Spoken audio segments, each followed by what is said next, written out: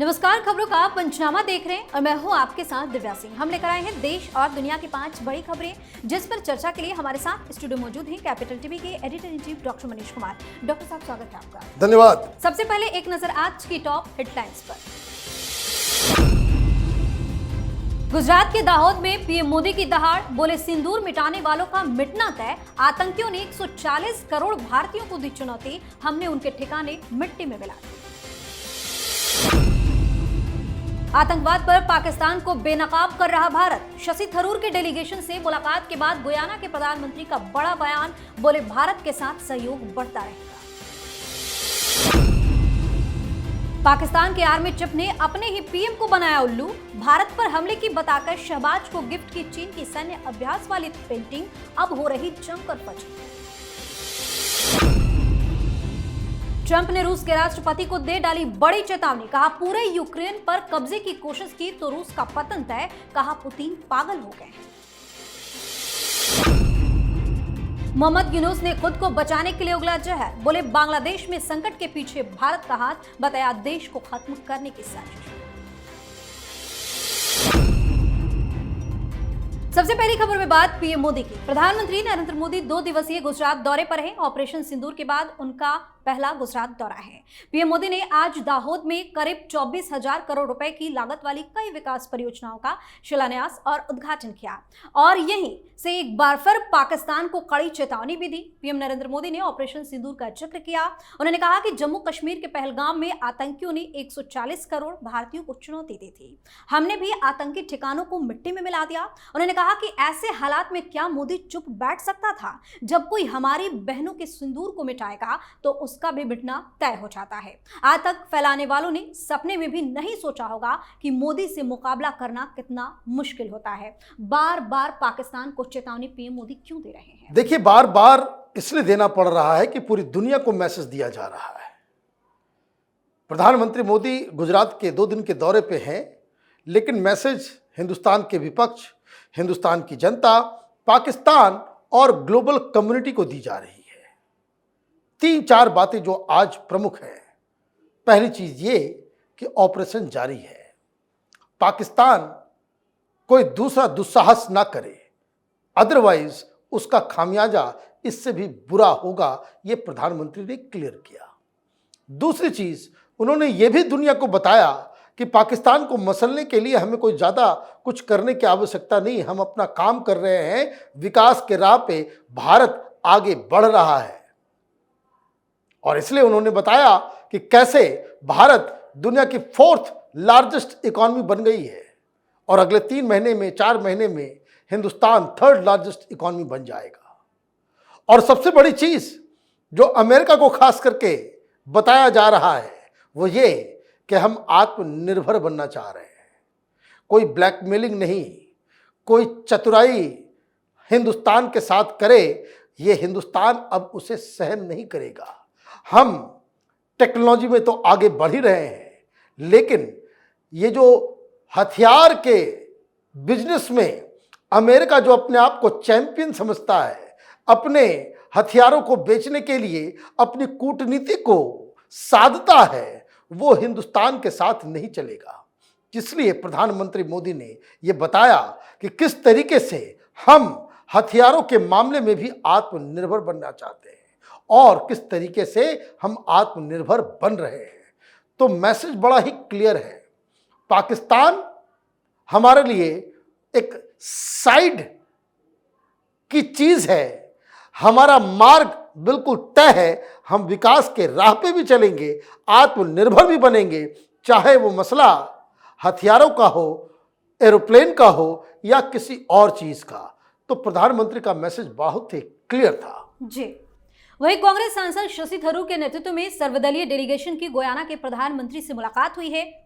Delegation से मुलाकात के बाद गुयाना के प्रधानमंत्री ब्रिगेडियर मार्क एंथनी फिलिप्स ने कहा कि हम भारत की कंपनियों से निवेश का स्वागत करते हैं। पिछले कुछ वर्षों में सहयोग बढ़ा है और ये बढ़ता रहेगा। हम भारत के सांसदों के दौरे का स्वागत करते हैं। गुयाना के प्रधानमंत्री ने आतंकवाद को लेकर भी बड़ी बात कही। उन्होंने कहा कि गुयाना आतंकवाद के किसी भी कृत्य की निंदा करता है। हमारा मानना है कि प्रत्येक राष्ट्र और लोगों को अपने देश में शांतिपूर्वक रहने का अधिकार है। हम कानून के शासन के पालन में विश्वास करते हैं। वहीं शशि थरूर ने कहा कि मैं प्रधानमंत्री द्वारा किए गए गर्मजोशी भरे स्वागत के लिए बहुत आभारी हूं, जिन्होंने हमें रात्रि भोज के लिए भी आमंत्रित किया। उनकी कैबिनेट के कई सदस्य भी मौजूद थे। हमारी बहुत अच्छी बातचीत हुई। जिस तरीके का बयान गुयाना के प्रधानमंत्री की तरफ से दिया गया, देश और दुनिया को क्या मैसेज है? देखिए, अमेरिका में भी कमाल किया शशि थरूर ने, गयाना में भी बहुत जबरदस्त तरीके से बातचीत की शशि थरूर ने, और दिक्कत यहां कांग्रेसियों को हो रही है। आप समस्या समझिए कि कहां कहां प्रधानमंत्री मोदी को किस किस फ्रंट पे लड़ना पड़ रहा है। ये नहीं कि भाई हिंदुस्तान अपने पॉइंट ऑफ व्यू को पूरी दुनिया में बहुत ही कारगर तरीके से रख रहा है। 3-4 चीजें इस डेलीगेशन ने हासिल की। पहली चीज ये कि हम खुलकर जाकर के ये बता रहे हैं कि आतंकवाद से अकेला हिंदुस्तान ही लड़ रहा है, बाकी आप लोग बड़ा ही उदासीन होकर आतंकवाद जैसी समस्याओं को हैंडल कर रहे हैं। दूसरी चीज, पाकिस्तान से रिश्ते रखने का मतलब ये कि पाकिस्तान जिस तरीके से एक्सपोर्ट करता है आतंकवाद को, उसकी डिप्लोमेसी, उसकी फॉरेन पॉलिसी का हिस्सा आतंकवाद बन चुका है। ऐसे में दुनिया को जगाने का काम हिंदुस्तान कर रहा है। नंबर 3, जो बात हर जगह जाकर के कहा जा रहा है कि हमें टारगेट किया गया, हम कोई न्यूक्लियर वॉर करने वाले वॉर मॉन्गरिंग नेशन नहीं है। हम अपने लिए न्याय की तलाश में पाकिस्तान में मौजूद जो आतंकवादी हैं उसको पनिश कर रहे हैं। इसलिए जर्मनी हो, जापान हो या गयाना हो या इस तरह के तमाम देश, इवन अमेरिका, वहाँ जो पब्लिक ओपिनियन से लेकर के जो इसके एक्सपर्ट हैं, सब भारत के साथ खड़े नजर आ रहे हैं। सब कह रहे हैं कि भारत ने आतंकवादियों के ऊपर उसके ठिकाने को मिट्टी में मिलाकर एक अच्छा काम किया है। जी। और अब बात पाकिस्तान की। पाकिस्तान के आर्मी चीफ असीम मुनीर को जब फील्ड मार्शल बनाया गया तो उन्होंने डिनर कार्यक्रम का आयोजन किया था, जिसमें पाकिस्तान के पीएम शहबाज शरीफ के साथ साथ कई बड़े नेता भी पहुंचे थे। लेकिन इस दौरान असीम मुनीर ने शहबाज शरीफ को अपनी शेखी बखाते हुए जो पेंटिंग गिफ्ट की, उसने पूरी दुनिया में पाकिस्तान का मजाक बना दिया है। दरअसल असीम मुनीर ने जो पेंटिंग शहबाज शरीफ को गिफ्ट में दी, वो भारत के खिलाफ पाकिस्तान के हमले का नहीं बल्कि चीन की सेना की एक आर्मी एक्सरसाइज की है। सोशल मीडिया पर यह पेंटिंग काफी वायरल हो रही है और लोग पाकिस्तानी सेना की झूठ का जमकर मजाक उड़ा रहे हैं। ये क्या कर दिया असीम मुनीर ने? देखिए, मदरसा छाप लोग क्या कर सकते हैं, उनसे क्या उम्मीद करें आप। ये चोर उचक्के वर्दी पहन करके बैठे हुए हैं पाकिस्तान के अंदर में। वो चाइनीज दलाल है मुनीर, तो चाइना से ही ये पेंटिंग गिफ्ट में आया होगा, उसने फिर से नए कागज को लगा करके वो दे दिया होगा। एक्चुअली यही हुआ होगा, क्योंकि इन लोगों से अक्लमंदी की अपेक्षा करना ही बेवकूफ़ी है। दूसरी चीज जो बड़ी खबर आ रही है कि टोपी बना रहा है, टोपी पहना रहा है शहबाज शरीफ को ये मुनीर, क्योंकि आज एक खबर आई है कि प्रधानमंत्री के कार्यालय में मुनीर ने अपने एक व्यक्ति को वहां बिठा दिया। मतलब प्रधानमंत्री कार्यालय में क्या हो रहा है, नहीं हो रहा है, क्या डिसीजन हो रहा है, ये सारी चीजें वो मुनीर बैठा बैठा अपने दफ्तर से वो मालूम करता रहेगा। बहुत सारे लोग ये देख रहे हैं कि मुनीर अब वर्दी उतार के शेरवानी पहनना चाहता है। वो पॉलिटिकल लीडरशिप को हटा के खुद राष्ट्र में मार्शल लॉ लागू करना चाहता है, खुद राष्ट्रपति बनने के फिराक में है। अब कुछ समय का इंतजार कीजिए। जिस तरीके से चीज़ें आउट ऑफ हैंड जा रही हैं पाकिस्तान के अंदर में, चाहे वो सिंध हो, खैबर पख्तूनवा हो या फिर बलूचिस्तान हो, स्थिति पाकिस्तान के लिए ज़रा सी भी बेहतर नहीं है। जी। इधर रूस और यूक्रेन के बीच युद्ध थम नहीं रहा। वहीं रूस के इस हमले के बाद आखिरकार रूसी राष्ट्रपति पुतिन पर अमेरिकी राष्ट्रपति डोनाल्ड ट्रंप का गुस्सा भी फूट पड़ा है। ट्रंप ने भड़कते हुए पुतिन को बड़ी चेतावनी भी दे डाली है। ट्रंप ने पुतिन को पागल तक कह दिया है। ट्रंप ने कहा कि पुतिन के साथ मेरे हमेशा से बहुत अच्छे संबंध रहे हैं। लेकिन उन्हें कुछ हो गया है, वे बिल्कुल पागल हो गए हैं। वो बेवजह बहुत से लोगों को मार रहे हैं। पुतिन जो भी कर रहे हैं मुझे ये सब बिल्कुल भी पसंद नहीं है। पुतिन को यूक्रेन का एक टुकड़ा नहीं बल्कि पूरा यूक्रेन चाहिए। ट्रंप ने चेतावनी दी और कहा कि अगर पुतिन ने पूरे यूक्रेन पर कब्जा करने की कोशिश की तो इस कदम से रूस का पतन हो जाएगा, रूस पूरी तरह से बर्बाद हो जाएगा। क्या हो गया है ट्रंप को, क्यों बार बार इस तरह की बयानबाजी कर? ये बात है, लोगों को समझ में नहीं आ रहा है कि भाई आपके पास जब जेलेंस्की पहुंचता है तो उसको पब्लिक बैशिंग कर देते हो आप। व्हाइट हाउस में प्रेस कॉन्फ्रेंस के दौरान आपने किस तरीके से जेलेंस्की की बेइज्जती की, पूरी दुनिया में तभी हाहाकार मच गया, यूरोप में भी इसके बहुत विरोध हुआ। फिर भी अपने आप को एक डील मेकर साबित करने के लिए कि हम सबसे ज़्यादा दुनिया के सबसे बड़े निगोशिएटर हैं, यह हर बिजनेसमैन को जो है वो एक फॉल्स ईगो जिसको कहते हैं वो हो जाता है। उनको लग रहा है कि अब मैं डील करूंगा, वो डील हो जाना चाहिए। लेकिन आपके डील पे ना जेलेंस्की राजी हुआ, ना पुतिन राजी हुआ। और जब ये आप फेल कर गए तो उधर पुतिन ने हवाई हमले ज़्यादा कर दिया, ड्रोन हमले ज़्यादा तेज हो गए। अब पूरी दुनिया में मजाक उड़ रहा है। वो इसलिए मजाक उड़ रहा है क्योंकि इन्होंने तो कहा था कि जब चुनाव में ये कैंपेन कर रहे थे कि मुझे राष्ट्रपति बनाओ, मैं एक दिन में यूक्रेन और रशियन वॉर को जो है मैं खत्म कर दूंगा।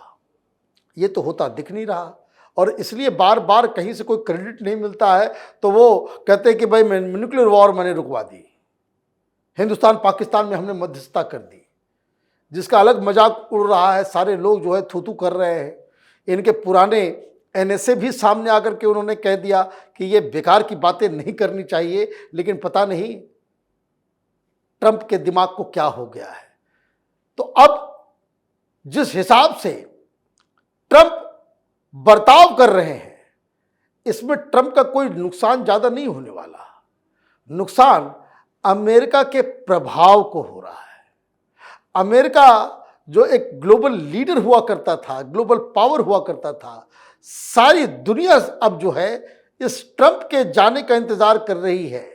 वहां की कंपनियां भी, वहां के लोग भी और ग्लोबल कम्युनिटी भी। जी, आखिरी खबर में बात बांग्लादेश की। बांग्लादेश में अपनी करतूतों के चलते चौतरफा घिर रहे मोहम्मद यूनुस ने अब खुद को बचाने के लिए भारत के खिलाफ जहर उगलना शुरू कर दिया है।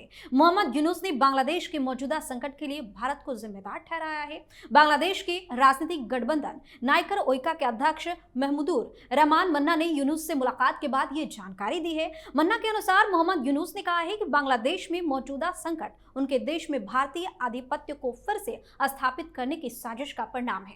यूनुस ने यह भी कहा है कि इसके लिए पूरे देश को एकजुट होने की आवश्यकता है। ये किस तरह की बयानबाजी है? देखिए, ये फ्रॉड आदमी है, शुरू से ही फ्रॉड है।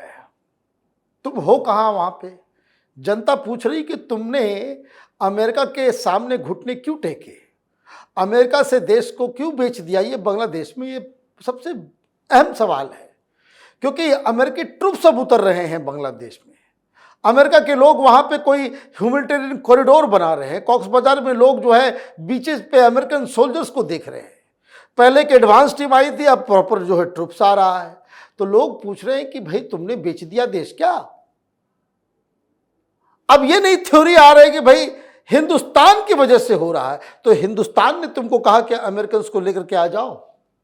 क्या हिंदुस्तान ने कहा कि भाई सेंट मार्टिन आइलैंड जो है वो अमेरिका को देने का तैयारी शुरू कर दो? क्या हिंदुस्तान ने कहा कि ह्यूमैनिटेरियन ग्राउंड बनाओ? क्या हिंदुस्तान ने तुम्हें कहा कि तुम्हारी इकॉनमी बर्बाद हो रही है और हिंदुस्तान के साथ जो है रिश्ते तुम खराब कर लो? ये हिंदुस्तान कह रहा है क्या? ये अमेरिकन टट्टू है, ये यूनुस, ये फ्रॉड आदमी, फ्रॉड करके पैसे देकर नोबेल प्राइज लेने वाला व्यक्ति, ये इकोनॉमिस्ट अपने आप को समझने वाला व्यक्ति बांग्लादेश की इकोनॉमी को तहस नहस कर चुका।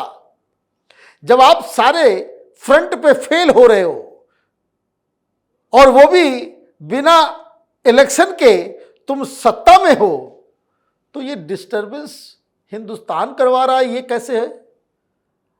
आप परफॉर्म तो करो। आपके पास बांग्लादेश की जनता को बताने के लिए एक भी अचीवमेंट नहीं है। 9 महीने बीत गए, तो इसलिए आप कोई दुश्मन ढूंढ रहे हो, जैसे पाकिस्तान में वहाँ पे जितने चोर उचक्के हैं जो पॉलिटिक्स में हैं या आर्मी में हैं, वो देश को बेवकूफ़ बनाने के लिए इंडिया इंडिया करते हैं। तो ये जिहादी यूनुस ये यही काम कर रहा है कि इंडिया के लिए, इंडिया को जो हर चीज़ के लिए वो जिम्मेदार बता रहा है। इसकी टाइम जो है वो आखिरी घड़ी है, उल्टी गिनती इनकी शुरू हो गई है। ये वापस जहाँ से आया पेरिस से, वहाँ इसको जाना पड़ेगा। बहुत बहुत धन्यवाद सर तमाम जानकारी के लिए। धन्यवाद। खबरों का पंचनामा में आज के लिए इतना ही। देश और विदेश की बाकी खबरों और उनके सटीक एनालिसिस के लिए देखते रहिए कैपिटल टीवी। हमें लाइक कीजिए, शेयर कीजिए और हाँ, कैपिटल टीवी को सब्सक्राइब करना बिल्कुल ना भूलें। धन्यवाद।